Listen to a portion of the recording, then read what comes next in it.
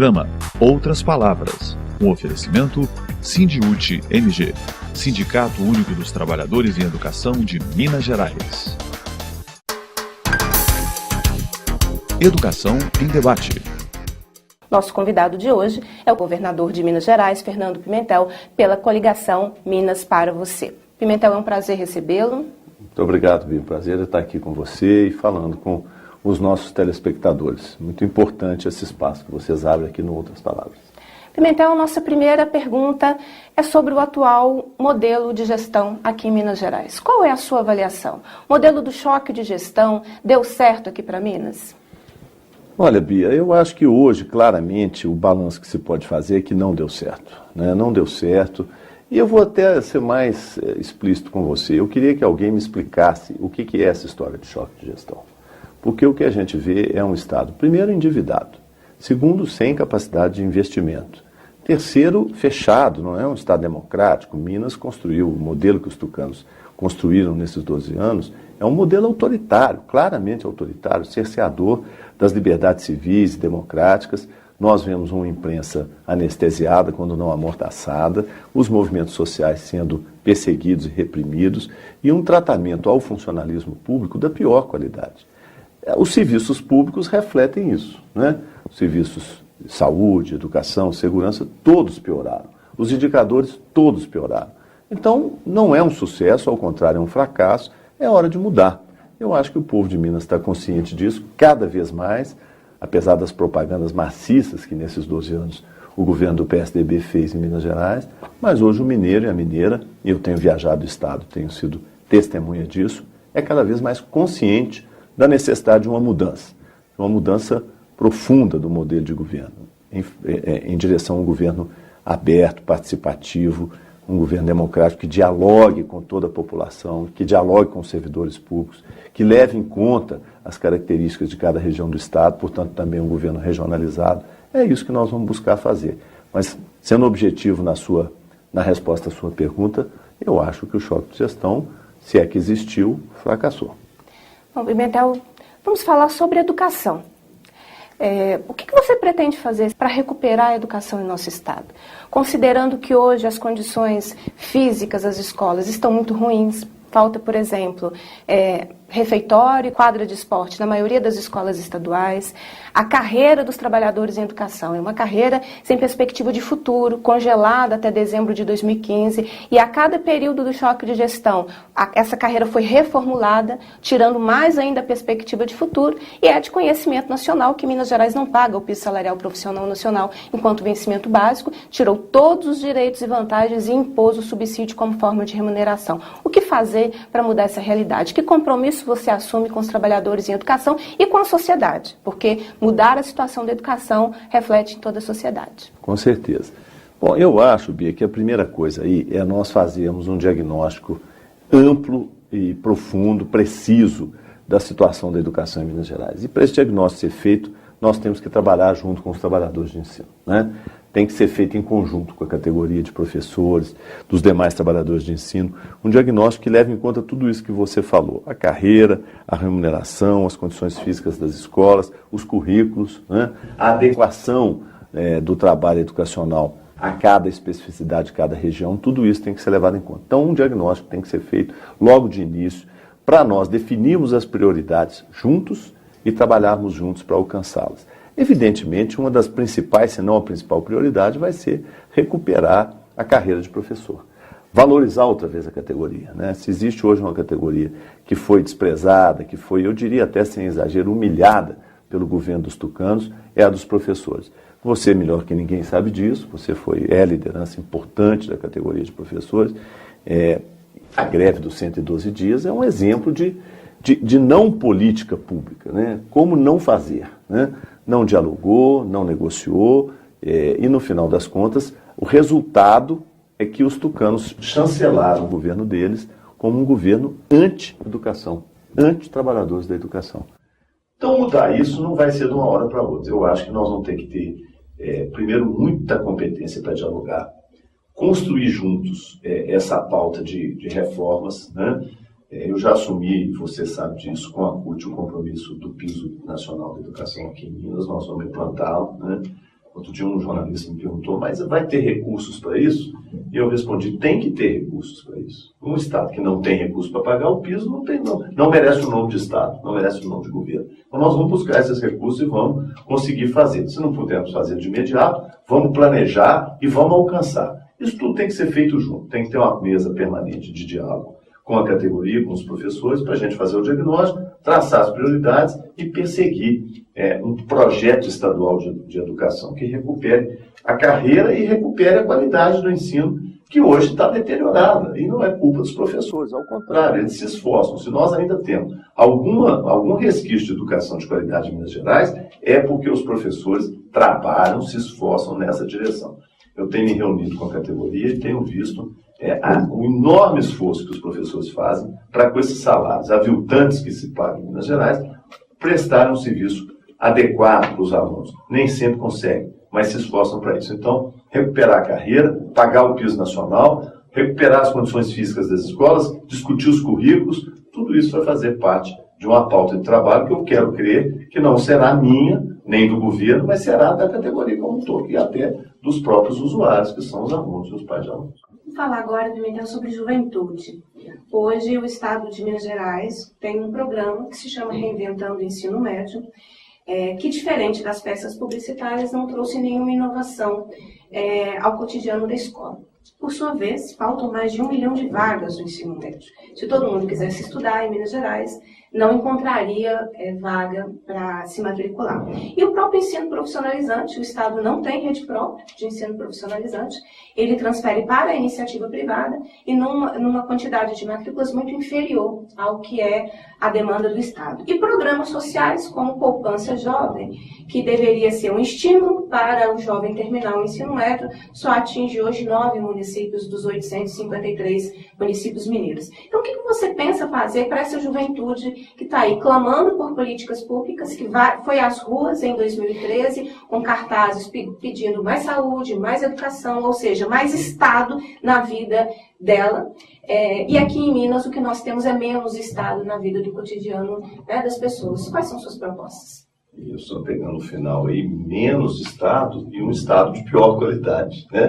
É menos Estado e o que sobrou é um Estado de pior qualidade do que no passado. Os tucanos conseguiram essa proeza, eles pioraram o serviço público. Onde eles não extinguiram, pioraram. Essa é a verdade, você disse muito bem aí nessa sua rápida descrição da questão da juventude. Eu acho que nós temos que ter uma preocupação enorme com essa questão. A juventude é o futuro do nosso Estado, é o futuro do país. O governo federal tem se esforçado nessa direção, mas não encontra nenhum respaldo, nenhuma parceria nas políticas públicas do governo estadual até esse momento. São 12 longos anos dos tucanos. Eles não construíram em Minas nenhuma escola técnica estadual, né? O governo federal fez milhares, centenas de escolas técnicas no Brasil inteiro, abriu milhares de vagas, né? Agora tem o Pronatec, que é um curso, que é um sistema montado junto com o Sistema S, também com milhões de vagas para o ensino profissionalizando, e Minas nada nessa direção. As políticas especificamente para a juventude, que você mencionou, um Poupança Jovem, que eu quero até fazer um reconhecimento, que é uma ideia generosa, né? De você ter uma poupança para o jovem durante o período que ele está na escola, que ele pode resgatar no final. Só que ela não funciona, porque atinge 9 municípios dos 853 municípios que Minas tem. Então, tudo isso mostra um quadro de um grande simulacro, né? O que foi feito nessa área, como nas outras do governo do Estado, foi construir uma realidade que não é verdadeira, que é virtual, que é só da propaganda, enquanto a vida do povo mineiro, a Minas real, padece das maiores dificuldades. Bom, reformar isso, como você me perguntou na primeira pergunta também, eu volto a dizer, vai envolver uma capacidade muito grande da gente dialogar. Dialogar com os servidores, dialogar com a população em tese beneficiária desses programas, dialogar com a classe política, porque nós vamos precisar de apoio da Assembleia Legislativa, dialogar com o mundo empresarial também, porque de alguma forma eles são beneficiários de um sistema educacional de qualidade, né? As empresas querem um sistema educacional de qualidade, e desta forma construir uma plataforma que permita sair desse impasse. Eu sou otimista, eu acho que nós temos um Estado com um potencial enorme do ponto de vista de recursos humanos, mesmo com os professores desvalorizados como estão, e você conhece bem a categoria, porque você é da categoria, nós temos talentos maravilhosos no meio dos professores. Tem que ser aproveitados, tem que ser estimulados, tem que ser trazidos para dentro da atividade pública de uma maneira diferente do que foi até hoje. Tudo isso somado nos dá um quadro de possibilidades muito grandes. Mas para isso, nós vamos ter que estar juntos o tempo todo, governando juntos. Eu acho que esse é o segredo para a gente recuperar Minas Gerais. A tarefa é de recuperação. E para fazê-lo, nós temos que trabalhar juntos. Vamos falar sobre participação popular. Nós estamos num estado, Pimentel, que as lutas sociais são criminalizadas. É sempre a repressão, o aparato repressivo do Estado que aparece quando nós estamos fazendo aí as lutas sociais. É um governo que não tem espaços de participação, não tem conferências, congressos, enfim, não tem mecanismos em que diretamente a população possa falar e possa ser ouvida. Quais são suas propostas em relação à participação popular e na relação com os movimentos sociais aqui em Minas Gerais? Olha, Bia, eu acho que não só em Minas, mas no Brasil inteiro, há uma evidente vontade, um evidente desejo de participação, de aumentar a capacidade do cidadão de participar do processo de tomada de decisões, né? De ser protagonista, de ser agente, de não ser apenas um ser passivo que de 4 em 4 anos é levado a votar nesse ou naquele candidato, nesse ou naquele governo. Isso ficou evidente nas manifestações do ano passado, no Brasil inteiro, e com muita força aqui em Minas Gerais. E isso coloca em xeque, na minha opinião, esse modelo tucano, esse modelo do PSDB, que absolutamente não tem nada a ver com participação popular. Ao contrário, é um governo centralizador, autoritário, e eu diria, como você observou bem, chega a ser sectário no combate aos movimentos sociais e no combate às reivindicações que vêm da população. Isso tem que mudar. Então, um modelo novo implicaria, primeira coisa, reconhecer o lugar da população, dos sindicatos e dos movimentos sociais na construção de um governo. Ou seja, o lugar, na minha opinião, significa estar junto com eles. Então, nós temos que criar fóruns abertos de participação. Na minha opinião, eles têm que ser regionalizados, né? Você tem que ter fóruns para cada região, em que o governo se sente com as categorias profissionais e com os movimentos sociais para traçar as políticas públicas adequadas. Eu digo regionalizado, porque Minas é um estado que tem regiões muito diferenciadas umas das outras, então nós temos que ter isso por região e isso chegar até o centro da tomada de decisões. Ou seja, isso não pode ser só um enfeite. Você faz o fórum, reúne, discute e aquilo depois não leva a lugar nenhum, porque nós já vimos isso acontecer também. Não, isso tem que ser um processo de fato deliberativo para a tomada de decisões. Eu fico muito à vontade para falar isso, porque nós somos protagonistas, fomos, né, quando eu fui prefeito, de uma experiência importantíssima, que é a do orçamento participativo, mas indo mais além dela. Fomos nós que criamos os conselhos municipais, a maioria deles, e as experiências das conferências de educação, da conferência de saúde, da conferência de política urbana, que, de fato, colocaram Belo Horizonte no rumo correto da participação popular. Eu acho que é possível fazer no estado inteiro e é o nosso compromisso, nós vamos fazer desse jeito. Voltando ao funcionalismo, Pimentel, nos últimos anos, não só a educação, mas os trabalhadores dos outros setores do funcionalismo sofreram muito com políticas de baixos salários e com a ausência de um efetivo processo de negociação. Quais são suas propostas para o funcionalismo? Como é que você pretende se relacionar com o funcionalismo público estadual? Essa pergunta é importante para a gente, mais uma vez, fazer outro diagnóstico aí no que diz respeito à gestão pública e mostrar o fracasso que estão sendo esses 12 longos anos de governo tucano. O Minas Gerais não tem mais política para o funcionalismo público, a verdade é essa, né? A hierarquia salarial, as carreiras, tudo isso foi destruído nesses 12 anos de governo tucano. Não é só com os professores, né? Eu converso hoje com o funcionalismo como um todo, destruíram o IPSENG, o setor de saúde extremamente mal remunerado e desvalorizado, a Polícia Civil extremamente desestimulada e a Polícia Militar, que até tem hoje uma carreira razoavelmente equilibrada, mas também insatisfeita em função da falta de equipamentos, da falta de recursos, da falta de apoio que eles têm para a atividade deles. Então, o quadro com o funcionalismo é um quadro de caos. Não bastasse isso, um total desrespeito às entidades representativas do funcionalismo público estadual. É um desrespeito completo, chega a ser eu diria, cruel o que é feito com os aposentados, por exemplo, e o que foi feito com os professores e o que é feito com as categorias profissionais do Estado. Começar do zero, começar de baixo. Primeira coisa, montar uma mesa permanente de negociação, mas não é com integrantes do segundo escalão do governo. É com integrantes do primeiro escalão e com o governador eventualmente participando. O que eu digo eventualmente é com uma certa periodicidade. De 2 em 2, ou de 3 em 3 meses, o próprio governador tem que estar presente na negociação, para que essa coisa avance. Ampliar a negociação, que ela não seja apenas para atender pautas específicas, que são importantes do funcionalismo, mas envolver o funcionalismo público do Estado na discussão das decisões estratégicas, porque essa é a concepção correta. Quer dizer, nós vamos ter, por exemplo, um bom projeto estadual de educação se os professores, além de motivados, com uma carreira adequada, se sentirem envolvidos no processo de tomada de decisão. A decisão não pode ser tomada dentro de um gabinete fechado, com meia dúzia de supostos especialistas, mas que, na verdade, nunca entraram na sala de aula de uma periferia de uma grande cidade ou numa escola rural de Minas Gerais e vão ditar o que vai ser a educação no Estado. Não pode ser assim. E não será assim. Nós vamos fazer um governo participativo, democrático, de diálogo e de construção comum e regionalizado. Esse é o plano que a gente tem de governo. Eu acho que é o único modelo possível para salvar Minas dessa destruição que foram esses 12 longos anos de governo tucano. Então, qual que é a sua opinião sobre a reforma política? Eu acho que nós carecemos muito de uma reforma política. Eu confesso para você que eu não tenho clareza do que é mais importante no primeiro momento, né? Mas o sistema político brasileiro, do jeito que ele está hoje, ele se tornou desfuncional. Ele é desfuncional, seja para atividade política estrito sensu, seja para facilitar a população escolher bons candidatos, né? Você não tem financiamento público, você tem um grau de infidelidade partidária imenso, né?